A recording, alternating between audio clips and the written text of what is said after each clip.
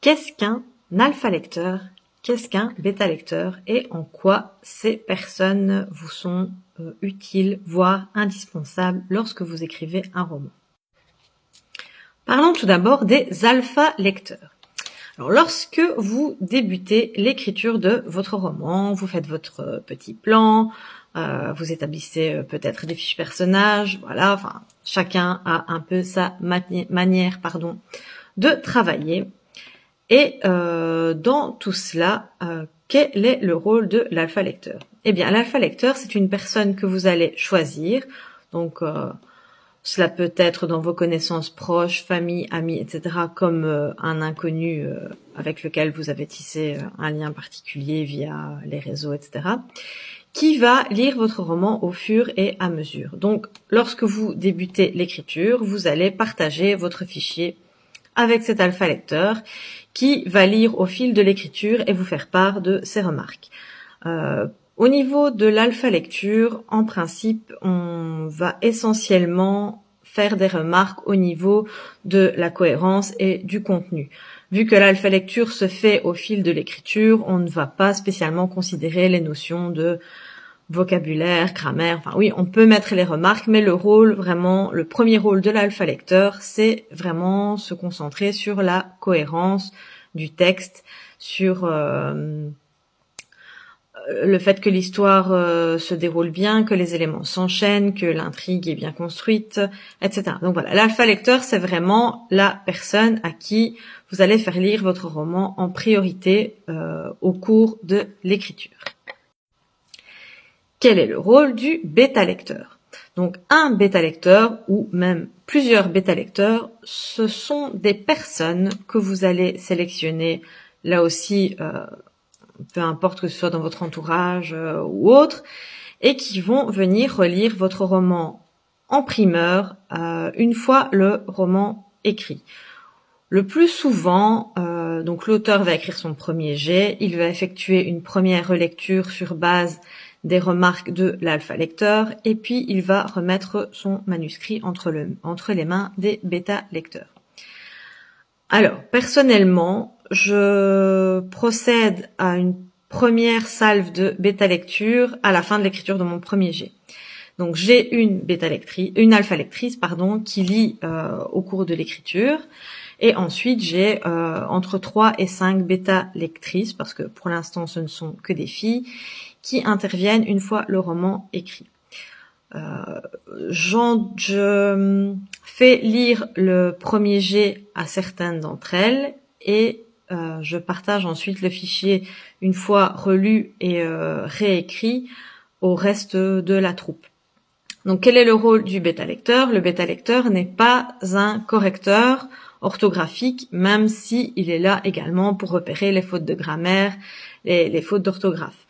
Il est là principalement pour vous donner son avis sur le texte, vous donner son avis sur l'histoire, pointer du doigt les problèmes de répétition, les problèmes de cohérence, un personnage qui change de prénom subitement, une incohérence temporelle où on va se fixer oui, cet événement se passe dans 2 semaines et en fait on est 1 mois plus tard ou 2 jours plus tard, enfin voilà. Donc le rôle du bêta-lecteur, c'est vraiment de vérifier que votre texte est cohérent, que l'intrigue est correcte, que l'histoire est agréable à lire et vraiment vous faire un premier retour sur cette histoire avant de le présenter à des lecteurs un peu inconnus.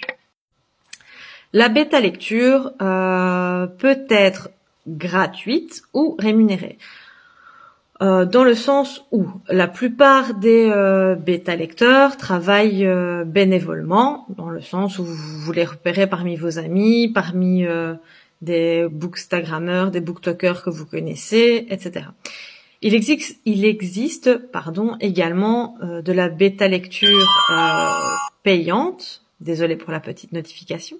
De la bêta-lecture payante, donc là où vous payez quelqu'un pour vous faire un retour un peu plus professionnel. Donc là, souvent, le bêta-lecteur sera auteur lui-même ou aura fait une formation qui lui permettra de prétendre à ce titre. Là, vous allez devoir débourser de l'argent forcément.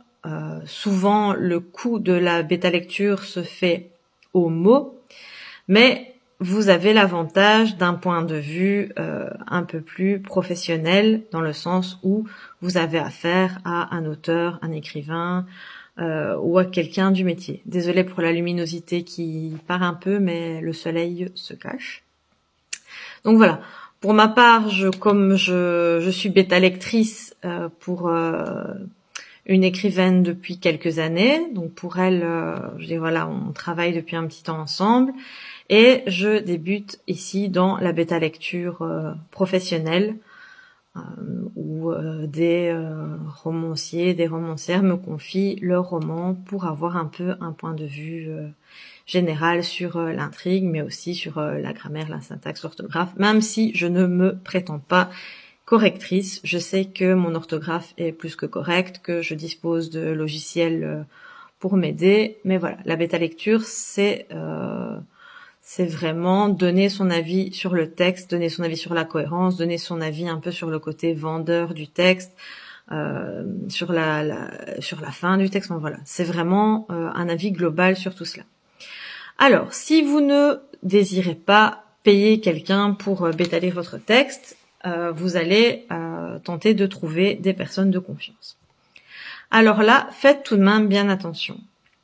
C'est très chouette de faire relire son livre par ses amis, par sa famille, mais il faut être certain que ces personnes seront objectives.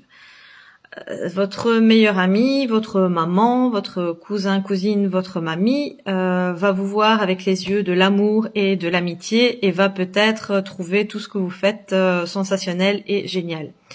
Donc faites tout de même attention à vous entourer aussi de personnes un peu plus éloignées de vous, mais qui vous livreront un avis objectif. Pour ma part, mon alpha lectrice est une amie. Parmi mes bêta lectrices, il y a également une collègue, une amie, mais j'ai également choisi des bêta lectrices que je ne connais pas personnellement dans la vraie vie et qui, voilà, je l'espère, me livrent un avis plutôt objectif.